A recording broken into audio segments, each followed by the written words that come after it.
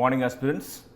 So today we are with the another session of one day one answer series, and the subject we are discussing today is art and culture. As you can see on the board, the cultural contributions of Gupta and Chola period.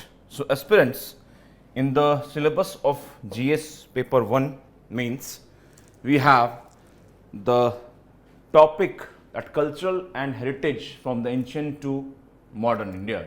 And in that part, we have taken a PYQ question for this topic, which has been asked 2 years before in the year 2022.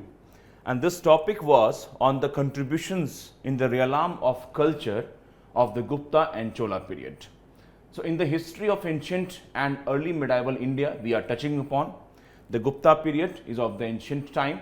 319 AD to 550 AD was the time period of Gupta, and Cholas from the 9th to the 13th century they have ruled in the medieval period in the kingdoms in the South India in particular. So these both periods are considered great in terms of two things. They have witnessed a good economic development. On the back of that economic development, their rule was also legitimized by their political control and the sovereignty they exercise on the other powers. The next point would be their contributions in the art and culture, which is very magnificent, and these two periods have given a shape to the cultural happenings in India in the years to come after this period. So most of the cultural entities, most of the cultural happenings we are witnessing in India in present day were given by the Gupta and Chola period. In that respect, the Guptas, as we know, their period is also called the golden period for two things: their rule and their economic development.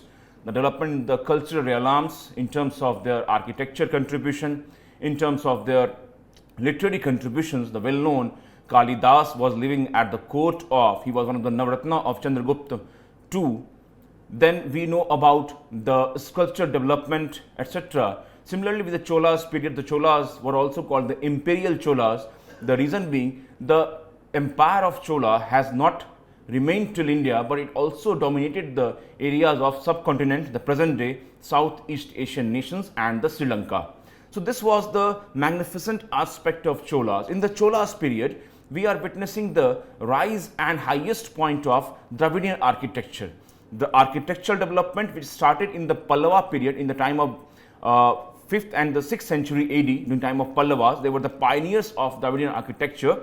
Before the Pallavas, they were rock cut architecture, but Pallavas has started a rudimentary raw form of architecture which was called a Dravidian. But later on, the new developments and the highest point of this architectural development of Dravida reached in time of the Cholas. So that's why their period is very important. And the contributions means the contributions of the Cholas in the art and culture. The contributions will be highest point in the time of some rulers, because they have patronized the religion and culture at a greater length. For example, the Cholas, Raja and Rajendra Cholas, the father and son duo, were well known for their architectural and the cultural contributions. So in that realm, we need to understand this point, that their culture contributions, when we are reading the art and culture, we have to specifically focus on these two periods in the ancient and the early medieval part, because question will be coming not only for mains but prelims also. So whatever the thematic developments we can see in the Gupta and Chola has to be mentioned. In terms of the Gupta, the thematic development in culture will be in the few points like architecture, literature, sculptures, plays, dramas, and the science and technology, the most important part. And then in the Cholas, we have again the architectural, paintings, sculpture development like bronze of Nataraja. So these were the cultural dimensions which we need to cover in the periods as we have mentioned here.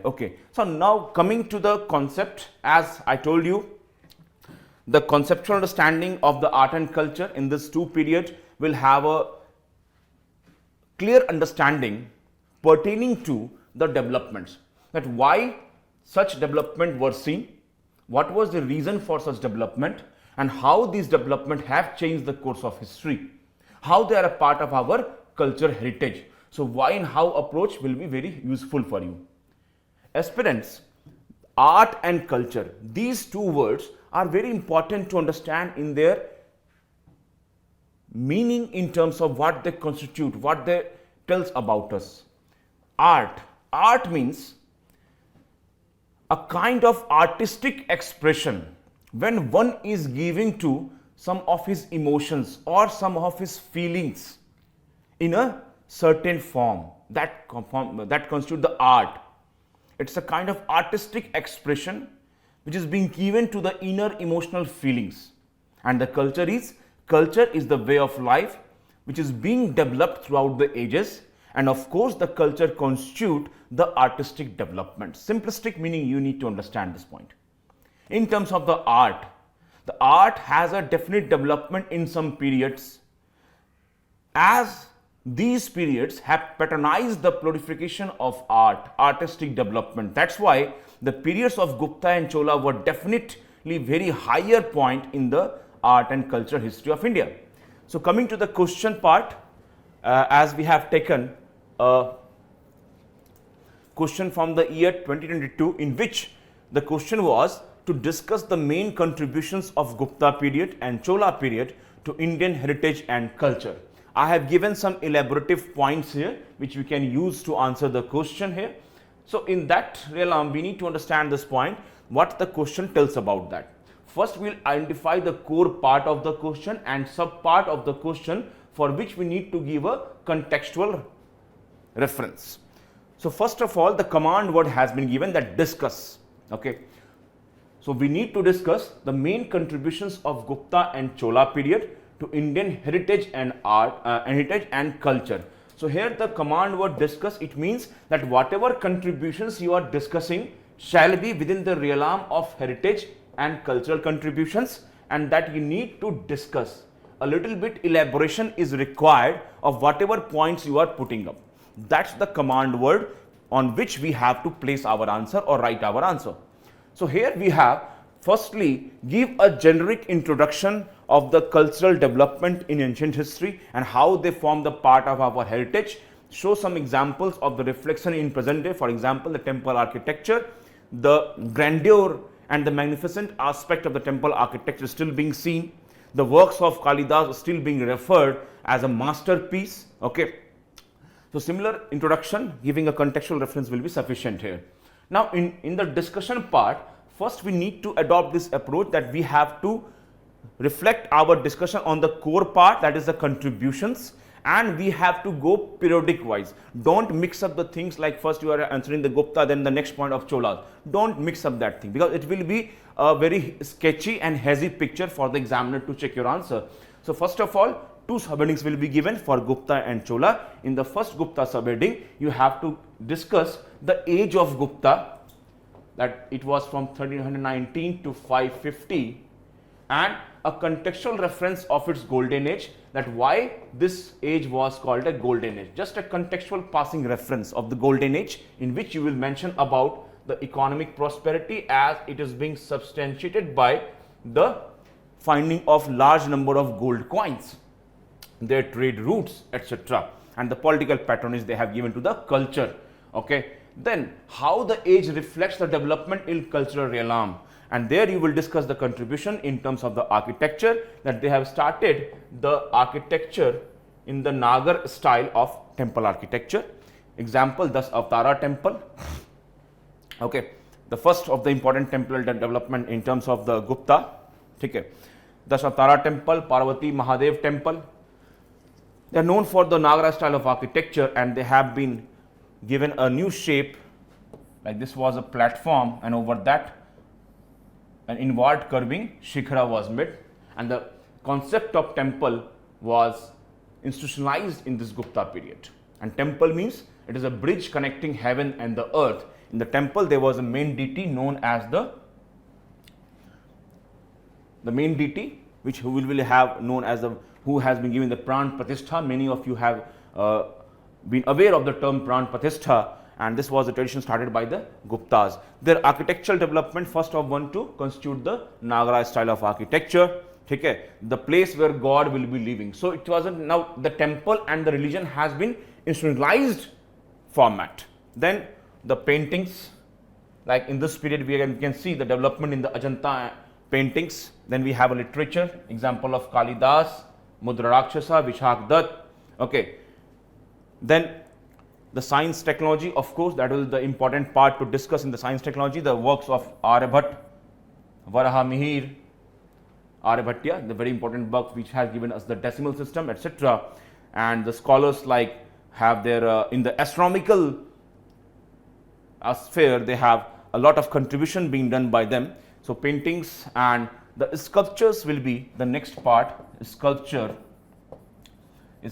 were made for the god and goddesses, and the Sarnath Buddha, and the sculptures of, along with the Sarnath Buddha, we have sculptures of bodhisattvas besides the Vishnu, Shiva and Parvati. The religion was conceptualized through the sculptures, and these sculptures was used in temples to place the god and goddesses. Okay. The starting point of the culture development in the Gupta period. So you have a little bit elaboration needed for that. Then why aspect has to be given, that what was the impetus for this development, as the Guptas were known as the revivalists of Hinduism and the Vedic culture, Brahminical rituals. So that's why they have a central role in the development of temple architecture, and such literary development, literary contribution in the science and the technology can be witnessed in the time of the Gupta period. And how this shaped the course of the cultural history, that is the thing of the future.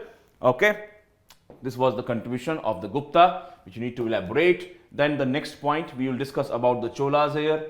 We'll just a brief mention of the Cholas and their just a contextual reference of their also called imperialism power, imperialist power.